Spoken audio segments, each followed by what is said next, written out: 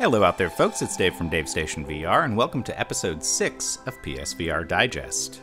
It's the week of September 17th, 2018, and once again, this is a really big week for new releases. But first, let's kick it off with some news.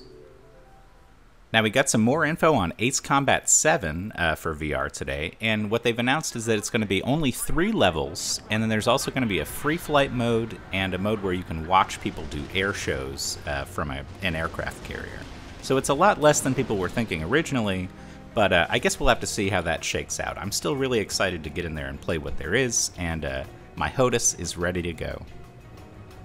We also got an official release date for Tetris Effect, which is November 9th. And I know some people have said, why do we need Tetris in VR? But I'm personally very excited about it. The guy behind it, Mizuguchi, has created some really incredible games like Rez and Luminous, and just, stuff that I really love. So I think Tetris Effect is going to be a solid one. The developers behind Accounting Plus, which is a game that I really enjoyed. I think it's hilarious and pretty cheap as well. They just announced that there's going to be 3 new levels coming to PSVR pretty soon, and those are for free. It's not DLC, but they didn't announce a date, so hopefully in the next couple weeks we'll see that. You might remember a few digests ago that I mentioned that I had this feeling that Space Pirate Trainer was going to make an announcement soon, and they teased again on Twitter today that PSVR, some kind of news is coming very soon. So keep an eye on that. That's always been one of the highest rated PC VR games, and a really good one to put people into as a first experience. So I'm looking forward to that.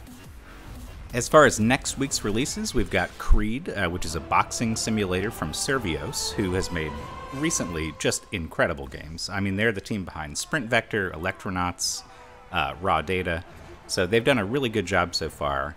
And they announced that there's going to be PvP online, so you're going to be able to box against your friends, which is totally unexpected, but very cool, and I think that'll sell a lot of people on it. We've also got Dark Eclipse, which is the free-to-play MOBA that I talked about in a previous episode. It's been out in the European region as a beta, but it's coming to the rest of the world next week. And then finally, we've got a game called Never Out, which is an Oculus Go port that seems like a puzzle game, and people have described it as similar to Portal. The graphics seem to be pretty decent, and from what I've heard, people really enjoyed it on the Oculus Go. Alright, with all that exciting news out of the way, let's get into the massive number of reviews for this week. There are going to be 7 new games coming out, so it's a crazy number, and I'm just going to do my best to get through them as quickly as I can, so we're not here for 45 minutes. I'm going to kick it off with Transference, which is probably my favorite game this week. It's the new VR game from Elijah Wood's development studio, and it is one of the creepiest, most unsettling things that I've ever experienced in my life. And I love that kind of shit. So the graphics I thought were great. The only real issue is that, if you're not into puzzle games or if you're not into horror, this might, kind of not be your favorite thing. And also, it's a little bit short. It's about 2 hours long for $25, so that might turn people off. But what's there is a really good product, and I have a full review of it up on my channel if you want to check that out. Next up is Blind. This is a puzzle game where you inhabit the body of someone who's lost their sight, and the only way you can get around is through echolocation. It's got a really interesting kind of black and white line drawing style, and it's really a puzzle game. It's one of those games where you're in a mansion and there's just puzzles everywhere, sort of along the lines of Torn or something like that, but much more simplified. While I did really enjoy the first maybe half of the game and got sucked into the story and was enjoying the mechanics, it starts to wear a little bit thin in the second half, and the last act of the game for me really just kind of took a dive, and I didn't enjoy it very much. It felt like I was just grinding towards this unsatisfying conclusion, and they took out all the good gameplay elements. It doesn't end very well, and I ran into a few bugs, but I think they've actually patched those. So anyways, I've got a full review of that up as well on my channel if you want to take a look. Next up is Unearthing Mars 2, which I don't know if you're familiar with Unearthing Mars 1, but I did not have high expectations for this one. The first Unearthing Mars is all over the place. There's this weird segment where you go find apples and feed them to little dinosaurs on the surface of Mars. It's a very strange little game, but there was a segment with a first-person shooter kind of thing, and people seemed to like that, so they took that and made it into a whole game for Unearthing Mars 2, and it has aim support. So there's not full locomotion, but it's kind of like a teleport-based node system. Reminded me a little bit of a Time Crisis sort of thing. And I liked it a lot for the first half or so.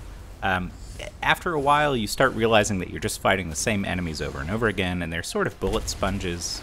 There's this mechanic where you can slow time down, and every enemy has like a one-hit kill indicator that you can shoot to take them out. So basically it just becomes this exercise in like spamming the slow down time effect to kill guys and then otherwise just blasting away at them till they fall over. There are some actually pretty cool boss fights that make really good use of the teleportation mechanic, and I thought were very exciting. And if they had focused on elements more like what takes place in those battles for the regular game, that would have gone a long way. They also introduced some really weird, unnecessary side plots later in the game. There's way too much story in general. For some reason, they thought it would be a good idea to take a Time Crisis-style arcade shooter and just load it to the brim with storyline. And it's really some nonsense, honestly. There's this whole thing about, like, a computer virus that's going around that they never really deal with. The virus is called I'm Hungry. There's just all these weird side plots that never amount to anything. Having said that, I was really surprised to see that the character animations during those cutscenes were really, really well done, like very nuanced, a lot of little minute details, maybe some of the best character animations I've ever seen in VR, on PSVR. So that was a bit of a surprise, but still the story doesn't really hold its weight, and you're kind of going to want to skip those. Overall, I'd give Unearthing Mars 2 a light recommendation, especially if this is something that you're into, you know, arcade shoot-em-ups, and you can kind of overlook the fact that it's a little bit overblown. It's always good to have an excuse to bring out the aim controller, and for that, I will say the tracking was incredible. So, yeah, you know, might want to take a look at that one.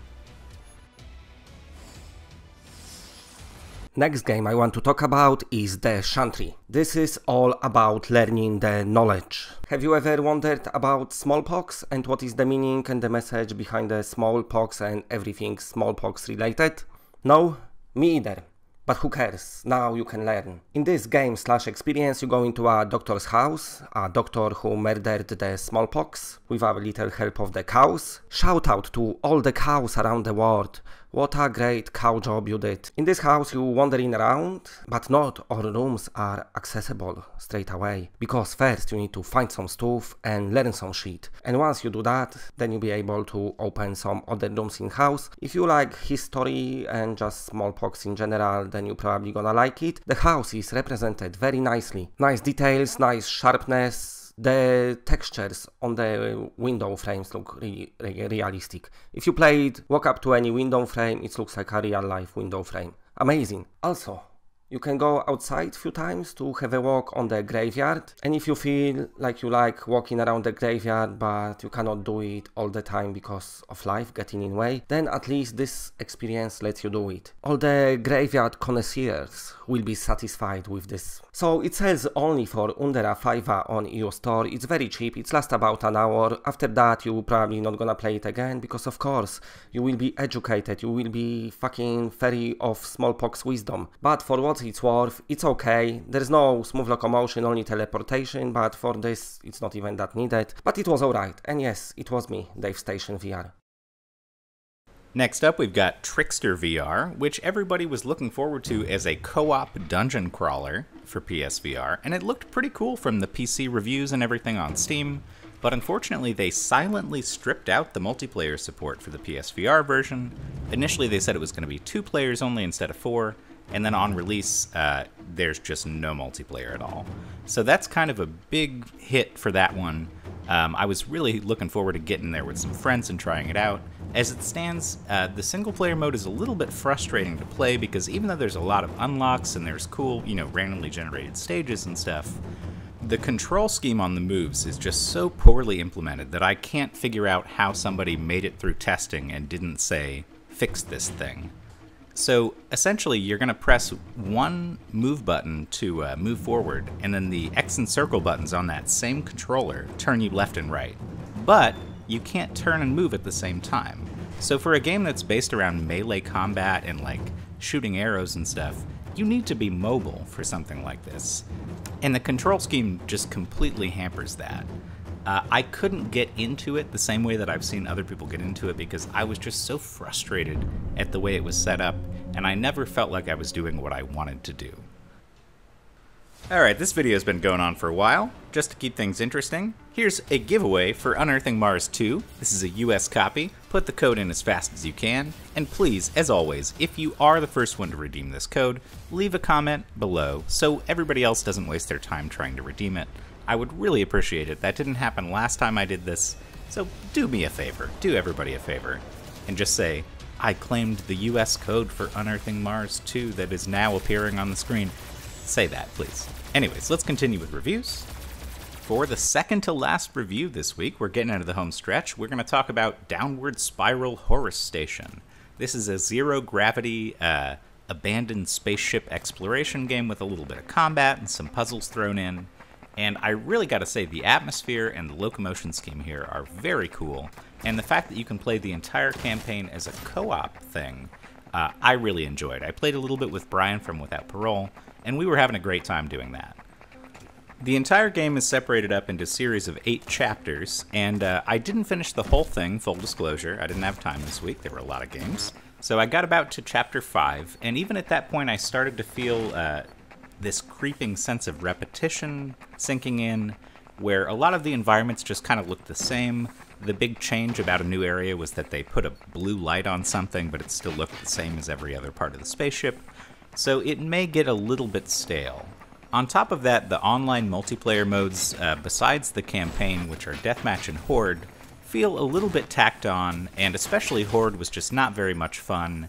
And it's going to be very hard to find a random lobby, because the way they split it up is that you have to pick not only the type of multiplayer you want to play, but a specific stage, and then you wait in a lobby.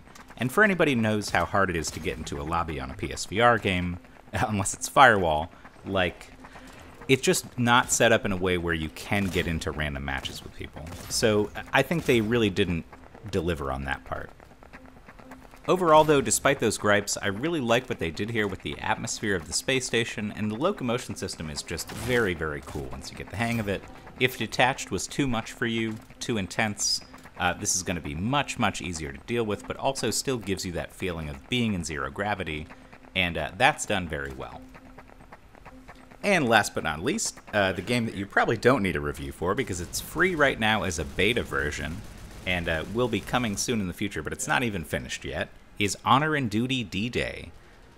Now this is a 16-on-16 Battlefield-style first-person shooter for VR, and even though there's some rough edges, the fact that this is as fun as it is, being made by pretty much a one-man development team with some part-time help, is just incredible. If you hop into this with some friends, you're going to have a good time. There's a variety of weapons to choose from. We've got 4 different classes to play as, each with their own attributes. And you can play this with the aim controller, the move controllers, the DualShock 4, or any combination of those. So if you have your aim controller out, and you've got a move controller in your pocket, you can use that move controller as a sidearm if you feel like it. So they've come up with all kinds of ideas here, and you can drive vehicles. Like I said, there's still a lot of rough edges, but it is a beta, it is a small team, and it's going to come out at a very reasonable price point when it drops. So this is one to keep an eye on, and if you can hop in, while the beta's live, I think for the next week, give it a shot, and I think you'll have fun with it. So I'd love to do my usual thing and wrap it up with some sales this week, but as far as I can tell, there aren't really any big sales going on. The last one I talked about is done. So that's gonna be it for this episode. Hopefully that was enough content for you guys. This might be one of my longest ones yet. But thank you so much for watching. I appreciate you. If you enjoyed this video, do the YouTube thing. Give me a like, comment, subscribe. You know the deal. And have a good rest of your day.